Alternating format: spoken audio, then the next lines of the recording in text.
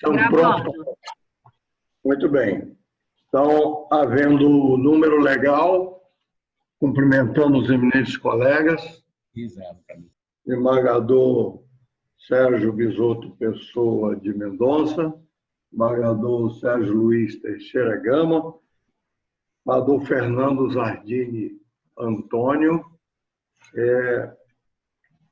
doutor Procurador de Justiça, doutor Otani Mendes Moraes, doutores advogados, em nome dos quais eu cumprimento todos os integrantes da Ordem dos Advogados do Brasil, por lei, doutor Paulo César de Carvalho, nosso digno desembargador também, em substituição,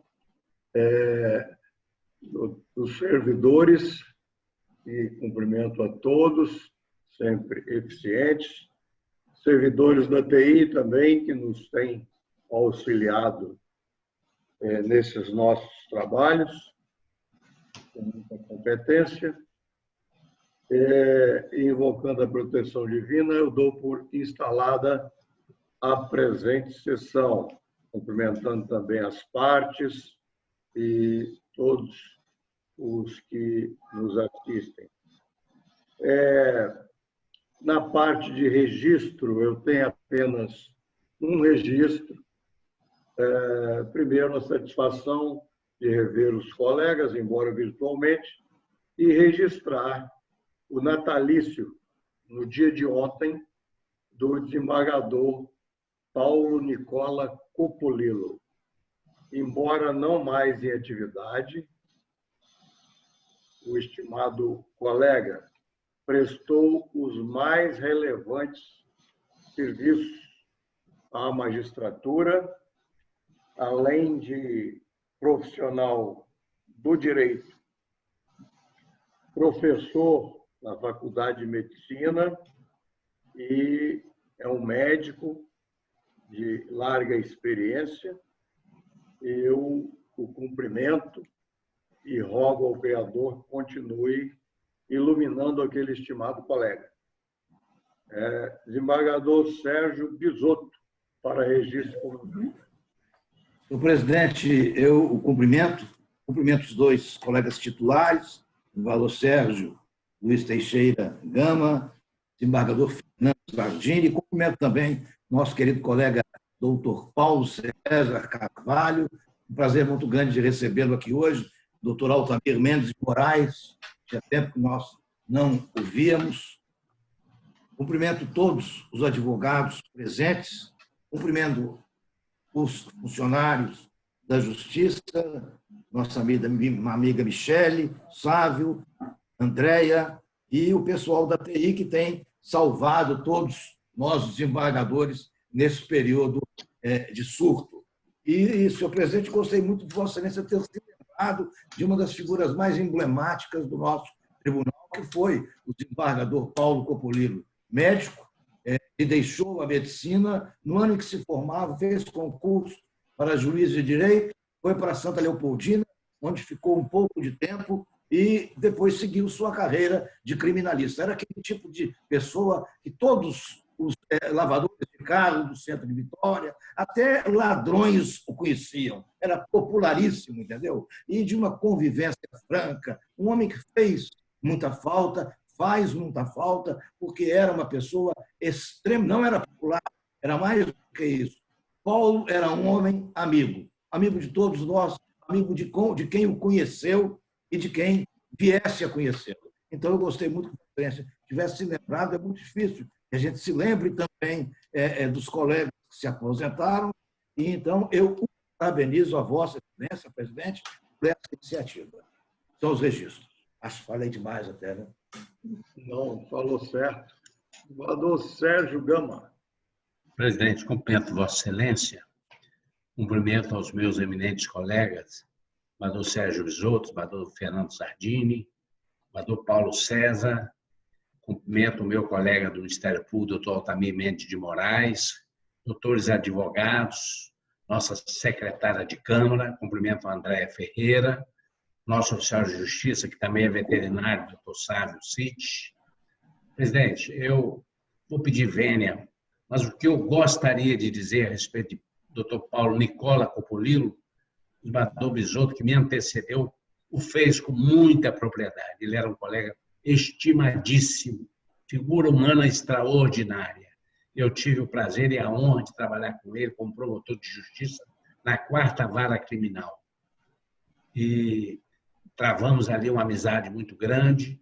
Até hoje, eu tenho certeza que todos nós sentimos falta. Ele era um homem pacífico, era um homem que unia, era um bombeiro, no bom sentido da palavra. Então, eu peço a Deus que ele seja iluminado, que possa ainda estar entre nós durante muitos e muitos anos. Mesmo também o pessoal da TI, que tem nos ajudado com competência, permitindo a realização dessas sessões. Todos os advogados, partes, serventuário da Justiça, senhora secretária de Câmara, senhor oficial de Justiça. Eu sei que está sendo para ele um pouco difícil, porque ele gosta de circular muito, mas ele está quietinho, comportado.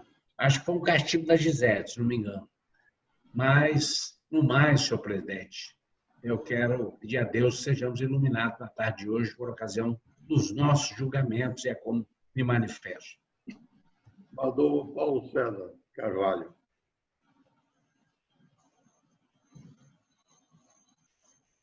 Desembargador Zardini, né?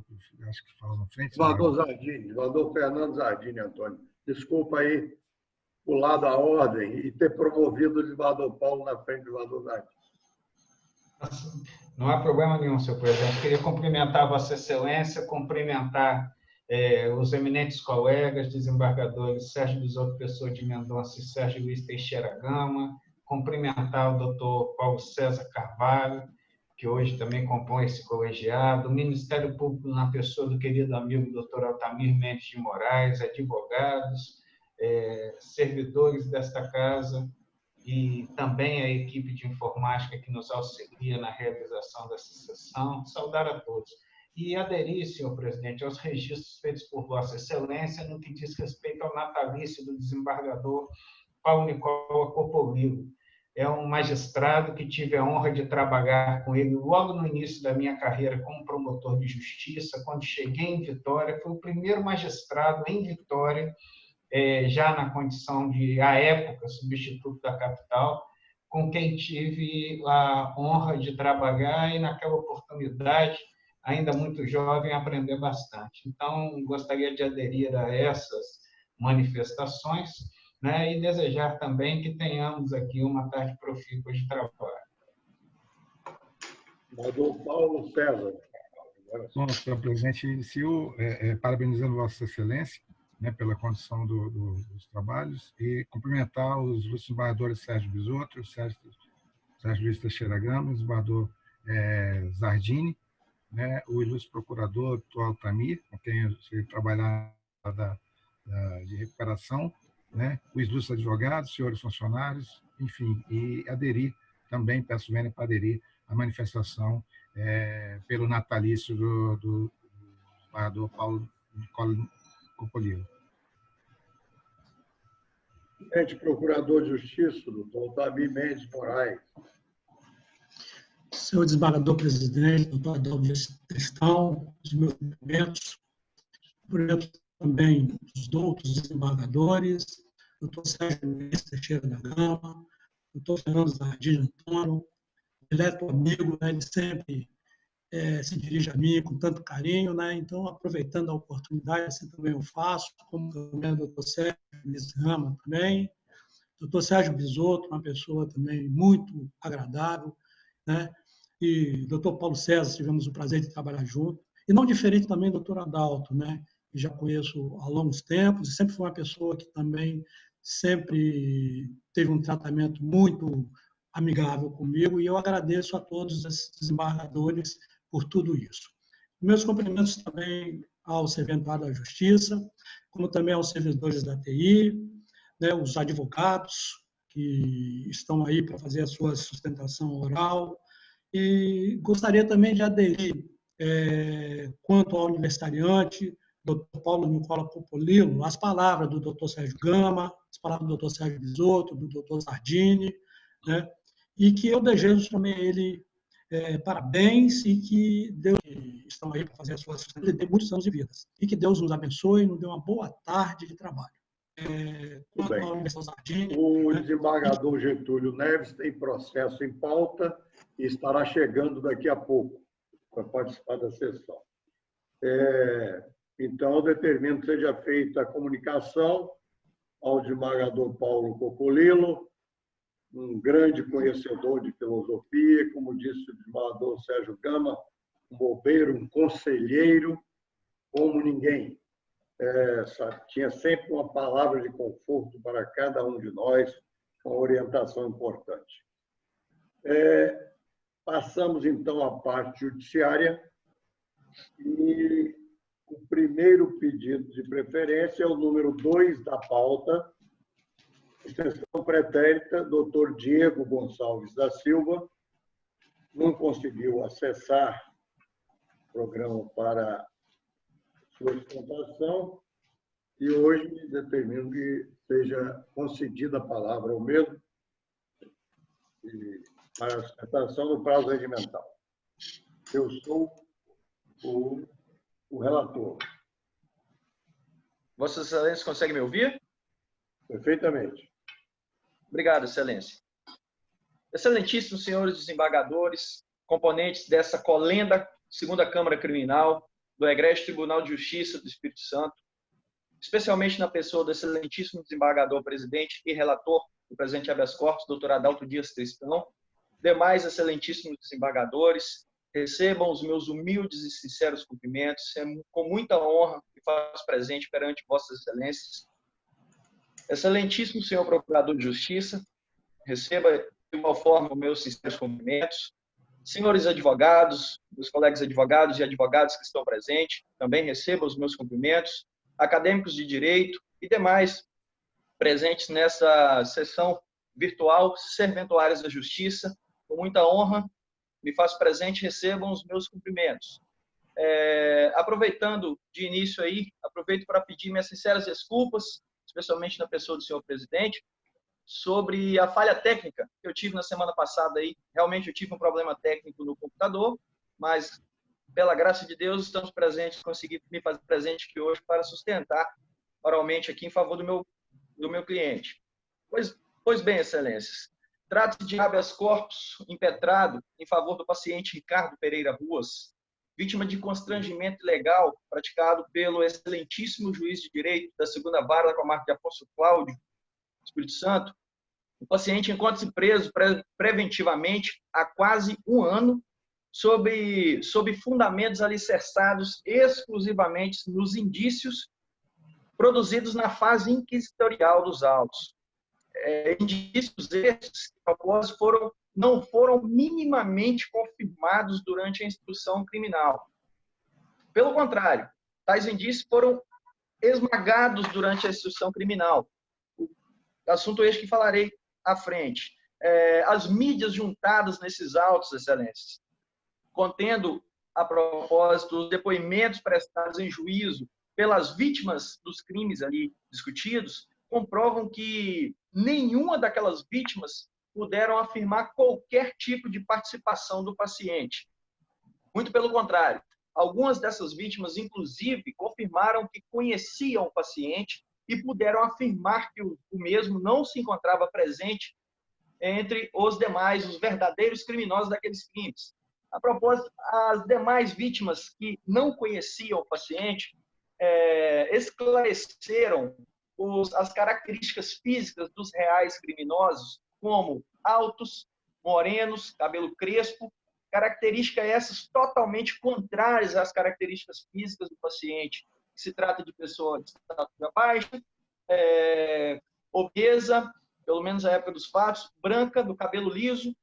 Então, excelências, estamos incrivelmente perante uma patente ofensa ao artigo 155 do nosso Código de Processo Penal, o qual determina que o juiz não poderá fundamentar sua decisão exclusivamente nas provas produzidas durante a fase inquisitorial.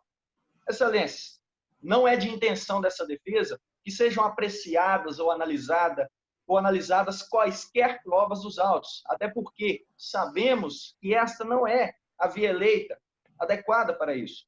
Todavia, excelências, clamamos por vossas atenções que a relevância que for dada aos indícios, aos referidos indícios produzidos na fase inquisitorial, que seja dada a mesma relevância, então, aos depoimentos das próprias vítimas prestados em juízo. Isso não trata-se de um pedido, de uma questão de apreciação de prova, apenas a mesma relevância pelo que já existe nos autos, pelo que realmente importa naqueles autos para o verdadeiro e justo convencimento de Vossas Excelências. A propósito, esta própria colenda Câmara Criminal, nos autos do habeas corpus número 49622767, a propósito também de relatoria de Vossa Excelência, excelentíssimo desembargador Adalto, reconheceu as contradições existentes naqueles autos, entendendo serem frágeis os requisitos para a manutenção da prisão do então paciente, concedendo parcialmente a ordem de habeas corpus para aplicar as medidas diversas da prisão. Peço todas as vênias para a leitura da parte principal do referido julgado, que acabei de fazer menção. Aspas. A via eleita do habeas corpus não é adequada para a discussão probatória, uma vez que requer prova pré-constituída das alegações de constrangimento ilegal apresentadas pela defesa. Todavia, no caso em tela, é possível vislumbrar claramente que há sérias dúvidas sobre a ocorrência de um crime imputado ao paciente. Isso porque os depoimentos prestados pelas testemunhas são confusos e contraditórios e não encontram harmonia com o depoimento prestado pela vítima. Não bastante isso, deve-se levar em consideração que o paciente possui condições pessoais favoráveis, já que é primário, possui trabalho lícito e residência fixa. Ordem parcialmente concedidas. Repito, habeas corpus que tramitou perante essa própria colenda Câmara, sob o número 49622767, de relatoria do excelentíssimo desembargador Adalto Dias Tristão. Pois bem, excelência, portanto, rogamos pelo mesmo senso de justiça de vossas excelências, o que a propósito lhes é peculiar, a fim de que reconheçam a insuficiência dos fundamentos da prisão do paciente. Tais fundamentos aí adotados pelo excelentíssimo juiz de piso, apontado como autoridade coatora, a fim de terem, mesmo que parcialmente, a presente ordem. Então, peço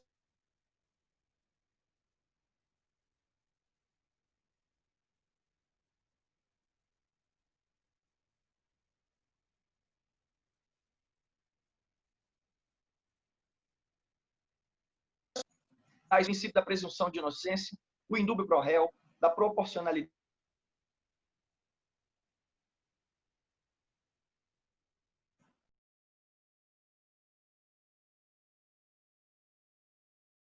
ou para assegurar a aplicação da lei penal quando houver prova da existência do crime, o que há no presente caso, e indício suficiente de autoria e de perigo gerado pelo estado de liberdade do imputado. Francamente, excelências, os indícios de autoria que pairam sobre o paciente não são suficientes, com o devido e merecido respeito ao excelentíssimo juiz da segunda vara da comarca de Afonso Cláudio, os indícios sobre o qual o mesmo se alicerçou para manter até então a segregação do paciente não são suficientes. Portanto, não se encontram preenchidos os requisitos necessários existentes no artigo 312, que acabei de mencionar, para a manutenção da segregação do mesmo. Deste modo, excelências, não restam dúvidas acerca do direito de liberdade do paciente, que trata-se, depois do direito à vida, o direito mais importante na vida do ser humano. Peço e espero confiantemente pela concessão da presente ordem de habeas corpus, a fim de conceder a liberdade ao paciente ou, subsidiariamente, que ao menos seja determinada a aplicação das medidas cautelares diversas da prisão. Muito obrigado, excelência. Bem, inicialmente eu cumprimento o doutor Diego Gonçalves da Silva.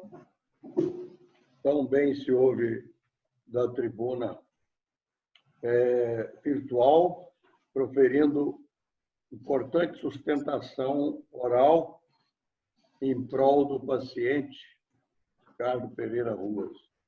Eu analisei detidamente e, efetivamente, está preso preventivamente, em curso dos artigos 288, 157, parágrafo 2º, 2, e parágrafo 2º A, inciso 1, na forma do 69, do artigo 71, e ainda o artigo 297, falsificação de documento público, todos do Código Penal, e ainda 16, artigo 16 da Lei de Armas. Aponta como autoridade coatora o doutor juiz direito da 2ª Vara Criminal de Afonso Cláudio. Alega falta de requisitos para a prisão preventiva, falta de fundamentação. Segundo, consta da denúncia, o acusado, juntamente com três acusados e outros ainda não identificados, se reuniram para praticar uma série de roubos e outros crimes na cidade de Afonso Cláudio. E o serviço reservado da Polícia Militar em levantamentos chegou à pessoa dos acusados, dentre eles o ora paciente. Primeiro,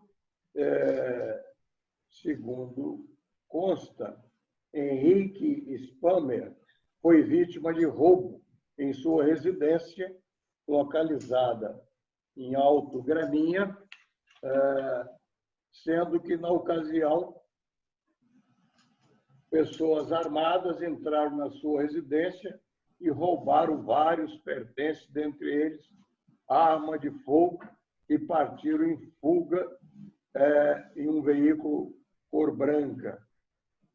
Dias depois, estavam negociando a arma furtada, roubada dessa vítima, Henrique Spamer. Com a prisão do ora paciente, o outro envolvido providenciou o pagamento de sua fiança.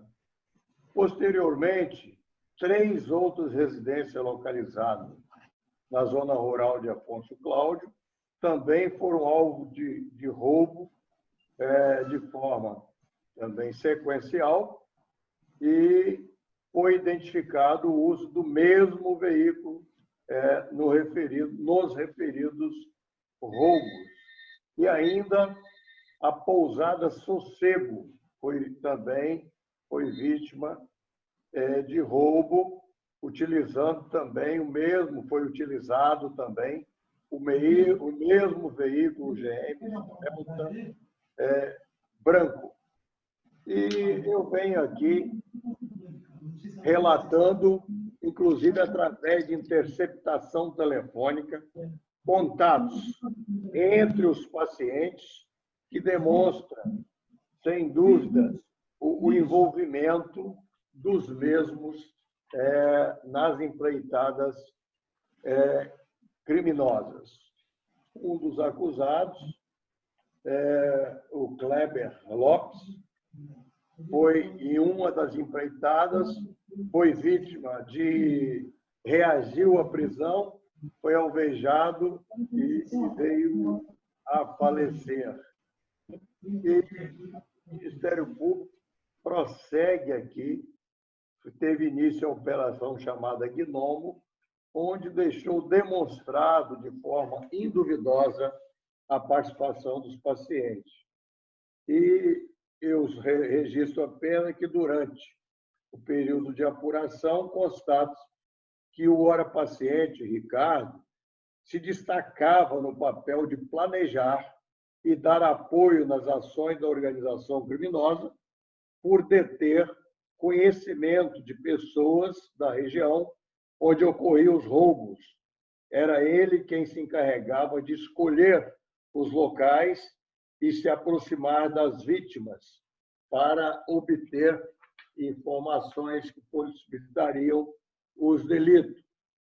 E prossegue aqui demonstrando que nessa estratégia usada por Ricardo era de se aproximar e tentar manter um vínculo de amizade para assim ter acesso ao interior das residências e tomar conhecimento da rotina de cada uma daquelas famílias.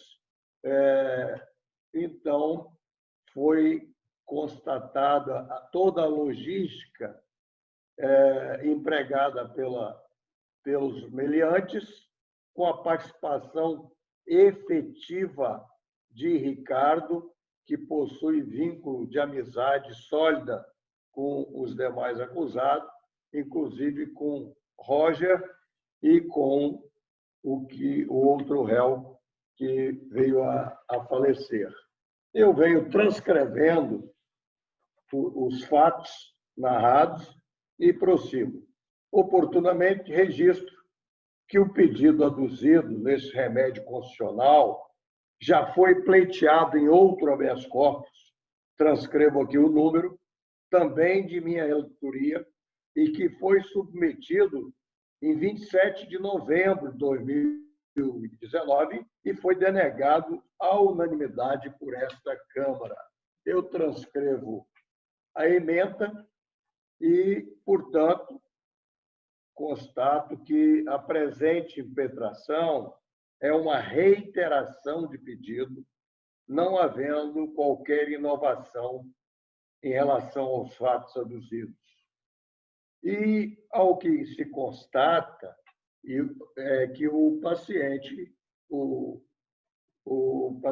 pretende se utilizar do habeas corpus como via recursal. Eis que, em pesquisa,